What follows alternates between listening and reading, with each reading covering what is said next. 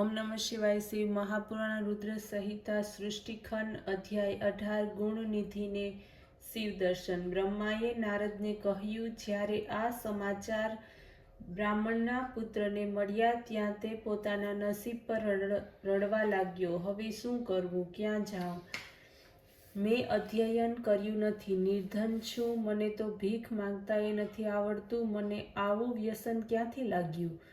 જ્યારે આ રીતે અત્યંત ચિંતાતુર થયો ત્યારે સૂર્યાસ્ત થતો હતો। કોઈક માણસ તે સમયે ભગવાન શંકરનું પૂજન કરવા માટે સામગ્રી લઈને નગરની બહાર નીકળતો હતો।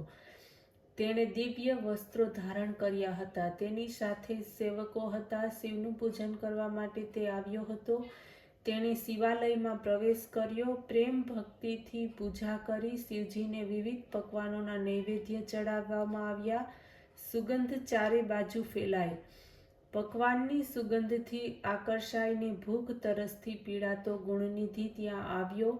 તે વિચારવા લાગ્યો, આ શિવનો ભક્ત સૂઈ જશે ત્યારે હું સઘળું લઈ લઈશ। આશાએ એ શિવ મંદિરના દ્વારે બેઠો ભક્ત દ્વારા થતી મહાપૂજાને જોતો હતો। પૂજા કરી, નૃત્ય ગીત વગેરે કરી સઘળા ભક્તજનો સૂતા નૈવેદ્ય લેવા તેણે મંદિરમાં પ્રવેશ કર્યો।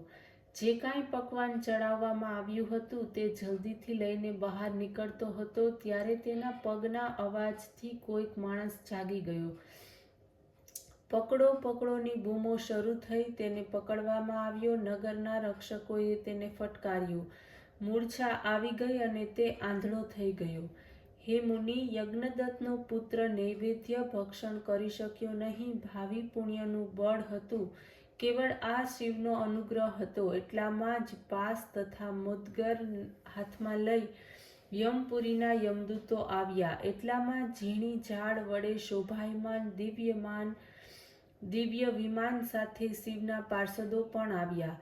શિવગણોએ કહ્યું, તમે આ ધર્માત્માને છોડી દો, આ બ્રાહ્મણ દંડને યોગ્ય નથી। યમદૂતોને આશ્ચર્ય થયું। તેઓ કહેવા લાગ્યા, હે શિવગણો, આ બ્રાહ્મણે કુચારનો ત્યાગ કર્યો છે, માતા પિતાના વચનો પાળ્યા નથી, સત્ય, ચૌચ, સંધ્યા તથા સ્નાનથી ભ્રષ્ટ છે, તેને શિવના નિર્માલયનું ઉલ્લંઘન કર્યું છે। આ વાત સાંભળીને શિવગણોએ કહ્યું, ધર્મ ઘણો સૂક્ષ્મ છે, દ્રષ્ટિવાળા માણસો જ તેને સમજી શકે। લિંગના મસ્તક પર ગળતી દીપની છાયાનું તેણે નિવારણ કર્યું। રાત્રિમાં તેણે પોતાનું વસ્ત્ર ફાડી તેને બત્તી બનાવી। વળી તેણે બીજો પણ ધર્મ કર્યો। શિવના નામનો એણે સાંભળ્યા છે, જેથી પરલોકની પ્રાપ્તિ થાય એમ છે। વળી વિધિપૂર્વક થયેલી પૂજા પણ તેણે જોઈ છે। જે સ્થિર ચિત્તવાળો નિરાહારી રહ્યો, માટે તેને શિવલોકની પ્રાપ્તિ થવી જોઈએ। આથી તે શિવલોકમાં જશે અને શિવનો અનુગામી થઈ મહાભોગને ભોગવશે। યમદૂતો ચાલ્યા ગયા। યમરાજને સર્વ વૃત્તાંત કહ્યો। ધર્મરાજે કહ્યું, જેટલા લોકો પોતાના લલાટે સફેદ ભભૂતિ લગાડે છે તેમને તમારે છોડી દેવા। જે ત્રિપુંડ ધારણ કરે છે તેમને પણ લાવવા નહીં। રુદ્રાક્ષને ધારણ કરનાર શિવ સેવકોને પણ લાવવા નહીં। શિવના દૂતોની સાથે બ્રાહ્મણ પુત્ર કૈલાસ પ્રતિ આવ્યો, ત્યાં પરમ સુખને પ્રાપ્ત કર્યું। શિવ સેવામાં પરાયણ થયો। કલિંગના રાજા અરિદમનો પુત્ર રૂપે તે જન્મ્યો। તેનું નામ દમ પાડવામાં આવ્યું। તેણે યુવા અવસ્થામાં રાજ્યની પ્રાપ્તિ કરી, શિવ ધર્મ પ્રગટ કર્યો। શિવાલયમાં દીપદાન કરતો, તેને આજ્ઞાથી સર્વ શિવાલયમાં દીપાવલી થવા લાગી। આ રીતે અલકાના પતિ રૂપે જન્મ્યો। હવે તમને ભગવાન શિવની સાથેની તેની મિત્રતા સંભળાવું છું। હે ઋષિઓ, તમે તે વાત એક ચિત્તે સાંભળો। અધ્યાય 19 ગુણનિધિને કુબેર પદની પ્રાપ્તિ। બ્રહ્માજીએ કહ્યું, જ્યારે પદ્મ કલ્પ થયો હતો ત્યારે તેમાં મારા માનસ પુત્ર પુલત્સ્યથી વિશ્વાસનો જન્મ થયો, જેનો એક વૈશ્રવણ નામનો પુત્ર થયો। જેણે અલકાપુરીને ભોગવી અને ઉગ્ર તપ દ્વારા શંકરજીનું આરાધન કર્યું। તે સમયે મેઘવાહન નામના કલ્પનો પ્રારંભ થયો। ત્યારે અલકાપુરીના અધીશ્વર ઉગ્ર તપને જોઈને શંકર પ્રગટ થયા। જ્યારે તેમને સાક્ષાત દર્શન આપ્યા ત્યારે તેણે કહ્યું કે હે શિવજી, આપના અપરિમિત તેજથી મારા નેત્રો બંધ થઈ ગયા છે, તેથી મને આપના ચરણ કમળમાં દર્શનનો લાભ મળે તેમ કરો. હે મુનિશ્રેષ્ઠ, આપને નમસ્કાર. આ યજ્ઞદત્તનો તેજ પુત્ર હતો કે જે શિવજીની સેવાથી અલકાપુરીમાં આવીને રાજા થયો હતો, પરંતુ જ્યારે તેણે શિવજી પાર્વતીજીને જોયા, તેમના તરફ ક્રૂર દ્રષ્ટિ કરી, પરિણામે તેની ડાબી આંખ ફૂટી ગઈ. શિવજીએ પાર્વતીને કહ્યું, આ તમારો પુત્ર છે. તમને તે ક્રૂર દ્રષ્ટિને કારણે દેખાતો નથી, પરંતુ તે તમારા તપની પ્રશંસા કરે છે, તેથી હું તેને નિધિઓના સ્વામી બનાવું છું. હવે તે ગૃહ્ય લોકોનો સ્વામી બનશે. આમ કહીને ભગવાન શંકરે તેને ધનપતિ બનાવી દીધો. અને ફરીથી ઉમાને જ્યારે તેઓ મળ્યા ત્યારે ગુણનિધિને ઉદ્દેશીને કહ્યું કે આવો, આ ઉમા તમારી માતા છે, તેના ચરણોમાં પ્રસન્ન ચિત્તે પ્રણામ કરો.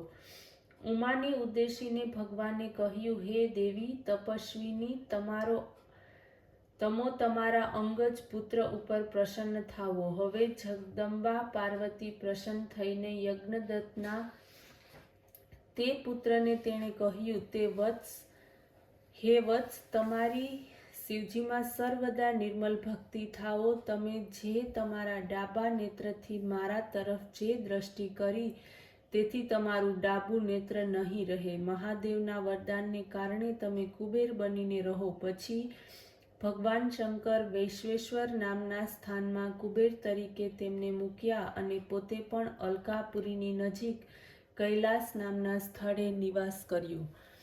અધ્યાય 20. સદાશિવ કૈલાસમાં.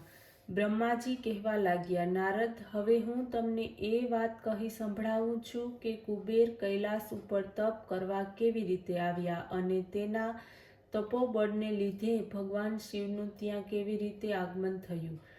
કુબેરના કઠિન તપને જોઈને બ્રહ્માના અંશથી ઉત્પન્ન રુદ્ર શિવજીની ઈચ્છાથી ત્યાં જવા માટે ઉત્સુકતાવાળા થયા અને જોર જોરથી પોતાનું ડમરું બજાવવા લાગ્યા.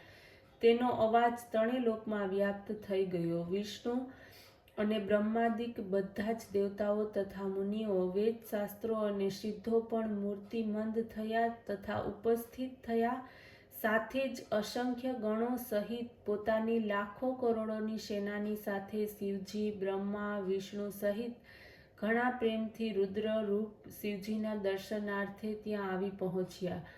શિવજીને આવતા જોઈને મહાત્મા કુબેરે સાષ્ટાંગ પ્રણામ કર્યા. પોતાના આસન ઉપરથી તે ઊભા થયા અને અનેક પ્રકારની ભેટો સહિત તેમની પૂજા કરી અને આલિંગન આપી અલકાપુરીની નજીક લઈ જઈ તેમને નિવાસ સ્થાન સોંપ્યું. પછી શિવજીએ વિશ્વકર્માને બોલાવી તે કૈલાસ પર્વત પર પોતાના ભક્તો અને અનુચરોને માટે સ્થાન બનાવવાની આજ્ઞા આપી. વિશ્વકર્માએ વિવિધ પ્રકારના સ્થાન બનાવ્યા. તે સમયે હરિની પ્રાર્થનાથી શિવજી ઘણા પ્રસન્ન થયા. કુબેર ઉપર કૃપા કરીને શિવજી કૈલાસ પર્વત ઉપર ગયા. શુભ મુહૂર્તે તેમાં પ્રવેશ કર્યો. વિષ્ણુ વગેરે દેવતા આનંદિત થયા. મુનિ અને સિદ્ધ ગણોએ પણ આનંદથી શિવજીનો અભિષેક કર્યો. જ્યારે શિવજી સિંહાસન ઉપર બેઠા ત્યારે વિષ્ણુ વગેરે દેવતાઓએ ભિન્ન ભિન્ન સ્તુતિ કરી. શિવજીએ બધાની કામના પૂર્ણ કરી. પછી બધા દેવતાઓ પોતાના સ્થાને ચાલી ગયા.